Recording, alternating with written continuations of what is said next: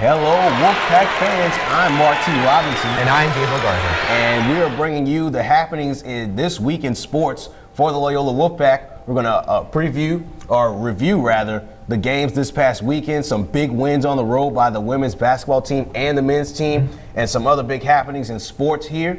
And we're going to kick this week's segment off with women's basketball. The Loyola Wolfpack had a Georgia road trip. Conference play started this weekend for the women's squad. They defeated Bruton Parker by 39 points on Thursday, 83-44 on the road. And then they followed that up with a big victory against Coastal Georgia, 82-69. Gabe, Megan Temple once again with a double-double, 24 and 17. Yeah, she's been unbelievable. She's dominating this team, leading them in rebounds and points. In the game, they had 30 second chance points. Oh yeah.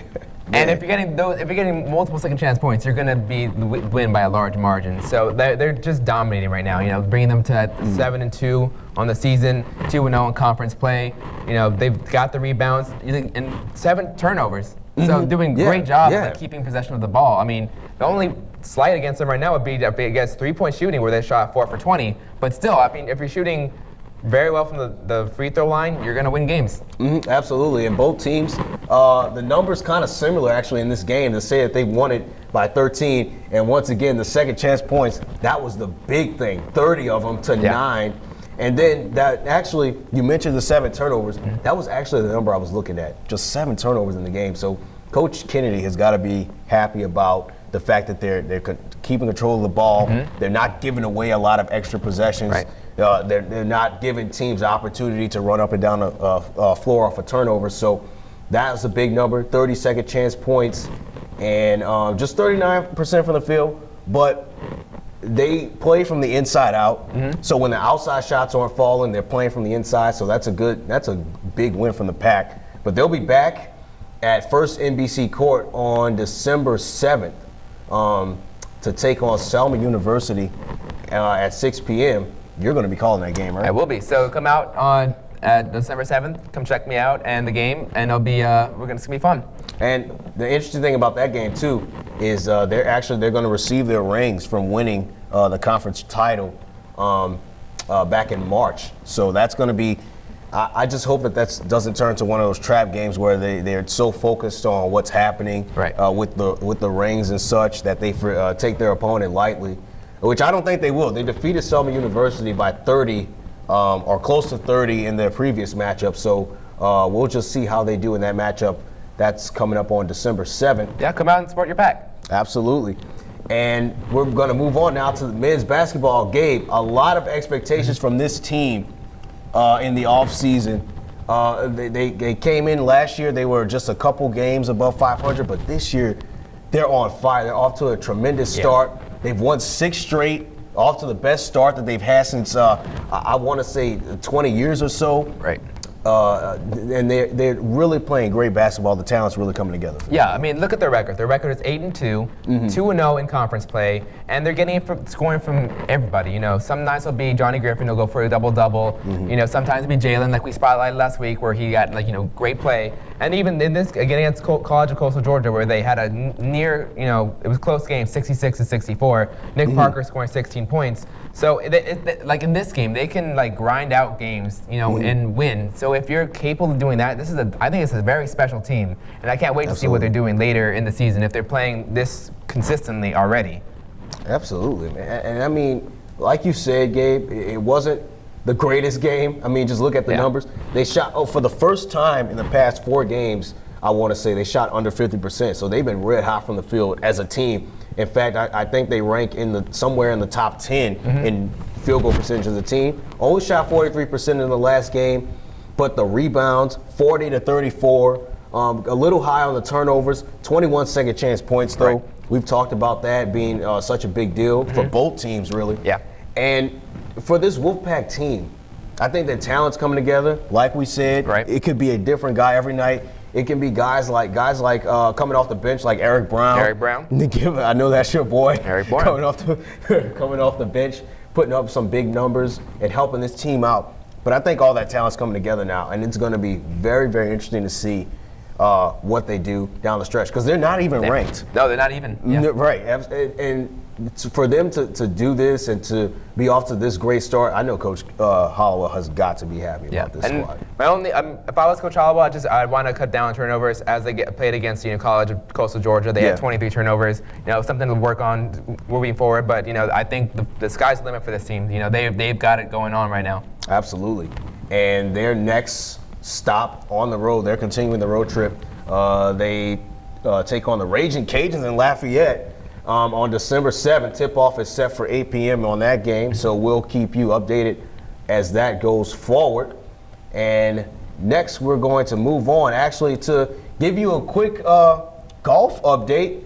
Jose Perez participated in the Copas Andes Lima Golf Club in Peru, representing his home country of Ecuador.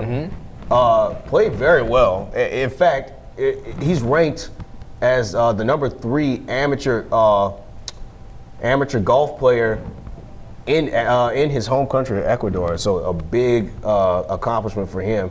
I want to talk about that a little bit, Gabe. I know you've read a little bit about this. Yeah, well, this is one of the biggest golf tournaments in South America, where teams featuring top-tier talent, they're amateurs, from Argentina, Bolivia, Brazil, Chile, Colombia, Ecuador, the entire South American continent. But this is he's only a sophomore, and he's doing this at a level that is it's very good. I mean, he finished with a 2-3 record, coming victorious against Bolivia and Brazil, and then losing to Venezuela, Argentina, and Uruguay. But he's playing this is a great job for him from to be playing at this level. We have a quote here saying, "We're playing in a tournament like this with the top tier golfers in South America has really boosted his confidence level." And he was go on to say, I can now go into any tournament with the attitude that I have what it takes to win. So, I mean, he set the program record with the lowest score at 71 his freshman year, but then was surpassed by Philip Njoko last year with a 70. So this is, great job for him for being for even attending this thing and even qualifying for the Copa Andes. Oh yeah, and then for the newly acquired head coach, Coach Goff, he's got to be excited about the level of talent he has, about what this young man is accomplishing in only a sophomore year. Sophomore year. You can only imagine what it's going to be like for him come junior, senior year, what he's going to be doing. So it's going to be very interesting to watch here, this golf team.